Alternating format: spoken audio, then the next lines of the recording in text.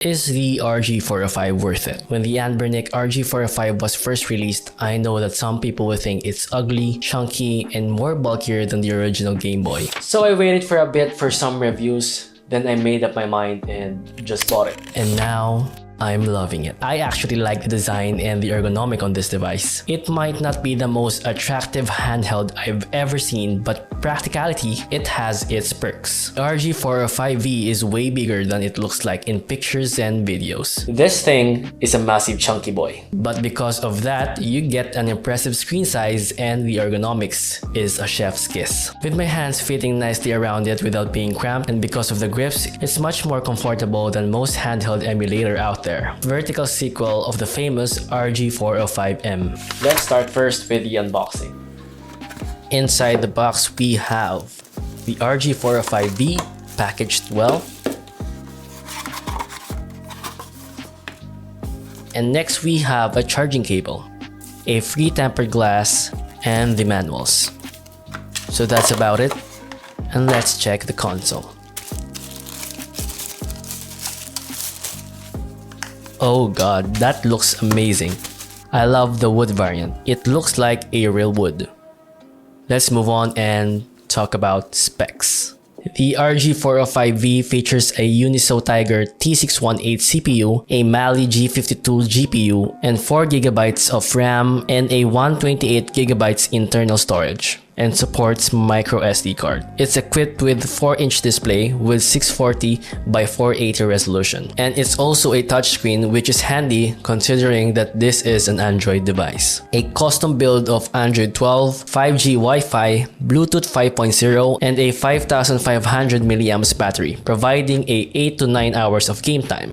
It also features Hall effect analog sticks, Nintendo-inspired buttons, and a comfortable NES-style D-pad. It feels quite snappy when you press a direction, which has a tactile feedback. I'm not really a pro in D-pad testing, but for me, it's great, and it gets the job done. The design includes premium start and select buttons, stereo speakers, a headphone jack, a micro SD card slot, and volume and power buttons, as well as a USB-C port for charging and data transfer.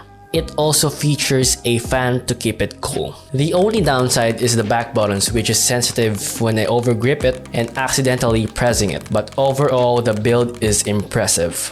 So what I got here again is the wood model. They offer 3 variants to choose from, which are the gray model, the transparent purple, and this one. I was hesitant at first in getting the wood model, but damn, this looks hella nice. Sheesh! It also has this texture like wood, which is also amazing. I must say, it's unique compared to the other two. Wood all the way, bro. The size and the form factor is the biggest downside of this chunky boy. Some people will prefer the RG405M, which I don't have, is more pocketable device and great for on-the-go gaming. The RG405V is larger and better for couch or bed gaming. Well, it boils down on where you're going to use it, at home or on the go. But if you're asking me, I'll just bring a bag and bring RG405, which is much more comfortable handheld than the RG405M. Guys, please have mercy.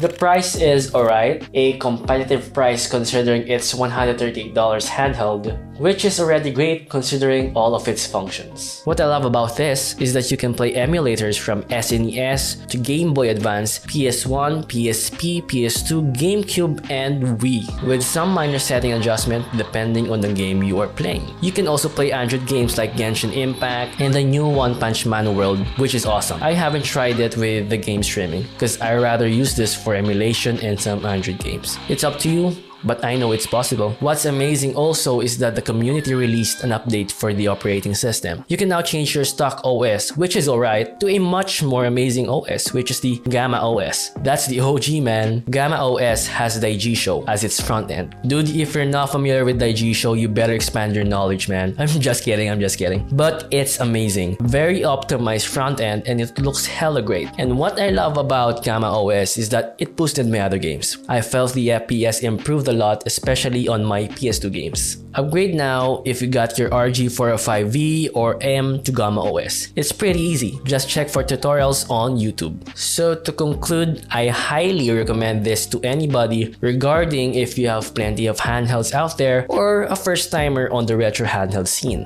What do you think? Is it worth buying? Let me know in the comments below. If you're new here, please subscribe and you won't regret it. Like and share. Thanks for watching, and I'll see you on the next piece.